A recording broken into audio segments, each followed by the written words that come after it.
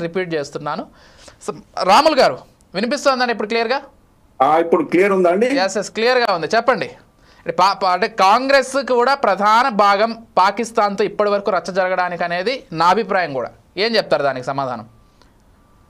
నేనేమంటున్నా అండి, నిన్న పార్లమెంట్ లో ఏదైతే చర్చ జరిగిందో రాజ్నాథ్ సింగ్ గారు కానీ మోడీ గారు కానీ సుదీర్ఘంగా వాళ్ళు చెప్పే విషయం ఈ దేశ ప్రజలను మోసం చేసే ప్రయత్నం చేస్తా ఉన్నారు. ఎంతసేపు ఈ నేపమంతా కూడా నెహ్రూ మీద దోసేసి వాళ్ళేదో ఇప్పుడు అది చేసినట్టు తప్పించుకునే ప్రయత్నం చేస్తా ఉన్నారు. నేనేమంటున్నా అంటే పహల్గామ్ దాడి జరిగింది, 26 మంది అమాయకులను చంపిన టెర్రరిస్టుల మీద మీరు మే 7వ తారీఖు నాడు మీరు అటాక్ చేసిరు. ఓకే, సంతోషం. మీరు అటాక్ చేసిన తర్వాత 3 రోజులలోనే యుద్ధం ఆపాల్సిన పరిస్థితి ఎందుకు వచ్చింది? ఒకటి, నెంబర్ 1. ఒకటి, ఇప్పుడు ట్రంప్ గారు క్లెయిమ్ చేసుకుంటున్నారు నేనే ఆపిన యుద్ధాన్ని, నేను చెప్పడం వల్లనే యుద్ధం ఆగిందని చెప్పి ట్రంప్ గారు చెప్తా ఉన్నారు.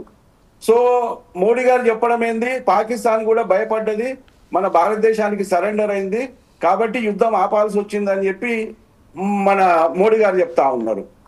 సో నేనేమంటున్నా అంటే పాకిస్తాన్ మీరు భయపడి మన భారతదేశానికి సరెండర్ అయినప్పుడు పాకిస్తాన్కి ఏమైనా కండిషన్లు పెట్టినరా? చలో భయ్ మేము యుద్ధం ఆపుతాము, మా భూ ఆక్రమిత కాశ్మీర్ ఏదైతుందో మా భూభాగాన్ని మాకు అప్పచెప్పాలని కండిషన్ పెట్టినరా? లేక గతంలో పార్లమెంట్ మీద దాడి చేసినటువంటి మసూద్ లాంటి టెర్రరిస్టును, కర్రలు కట్టిన టెర్రరిస్టును మాకు ఎంక్వైరీ చేయాలని చెప్పి మీరు షరతు పెట్టినరా? మీరు ఏం షరతు పెట్టినరు? ఆ షరతుకు పాకిస్తాన్ తలొగ్గితే మీరు యుద్ధం ఎందుకు ఆపియాల్సి వచ్చింది అనేది ఒకటి మోడీ గారు స్పష్టం చేయాల్సిన అవసరం ఉంది. లేకుంటే ట్రంప్ గారికి భయపడి ట్రంప్ ఆదేశాల మేరకే యుద్ధము మీరు ఆపిండ్రు అనేది ఈరోజు దేశ ప్రజలు మిమ్మల్ని దోషిగా చూడాల్సిన పరిస్థితి వస్తుంది. అంటే రాములు గారు బీజేపీ లేకపోతే అమిత్ షా గారు ఒక ప్రెస్ మీట్ చెప్పింది నాకు బాగా గుర్తుంది. పాకిస్తాన్ డీజీసీఏ వాళ్ళు స్వయంగా కాల్ చేసి మేము ఓడిపోయాము, లేకపోతే యుద్ధాన్ని దయచేసి విరమిద్దాము అని రిక్వెస్ట్ చేసుకుంటే పదే అప్పుడు యుద్ధం ఆపాము.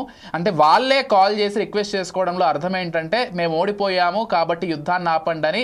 ఎదుటి దేశం ప్రాధాయపడితే యుద్ధం ఆపడం అనేది ఖచ్చితంగా చేయాలి కాబట్టి చేశాము. ఎక్కడా కూడా ఏ దేశ నాయకుడికో ఎవరికో తలగ్గి చేయలేదన్నది బీజేపీ వాదన. ఇప్పుడు వాళ్ళ వాదన అదే ఉంటదండి. ఇప్పుడు మీరు చలో భయ్ మీరు వాళ్ళు రిక్వెస్ట్ చేసిరు, మీరు యుద్ధం ఆపిరు, దాని వల్ల ఫలితం ఏంది?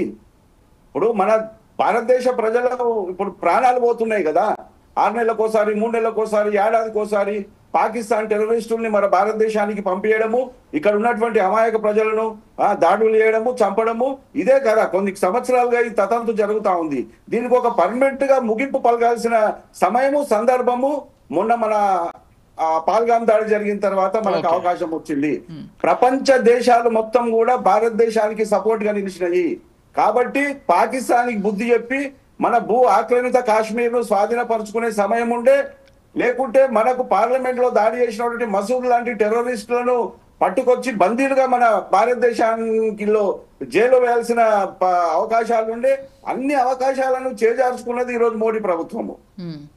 అంటే మోదీ గారు మీ పైన ఆరోపణలు చేస్తున్నారు కదా, మీరేదో దేశ సమగ్రతకు వ్యతిరేకంగా వెళ్తున్నారు, కాంగ్రెస్ వాళ్ళు అంటే కాంగ్రెస్ వాళ్ళ వాదన ఉగ్రవాదన ఒకే విధంగా ఉండేలాగా కనిపిస్తోంది, అసలు వాళ్ళు ఎందుకు మేము చేసిన దాడిలో ఫోటోలు అడుగుతున్నారు, అసలు ఏంటి వాళ్ళ ఉద్దేశం అని మోదీ గారు సూటిగా ప్రశ్నించారు పార్లమెంట్ సాక్షిగా. యాజ్ ఎ కాంగ్రెస్ నాయకుడిగా మీరు ఏం చెప్తారు?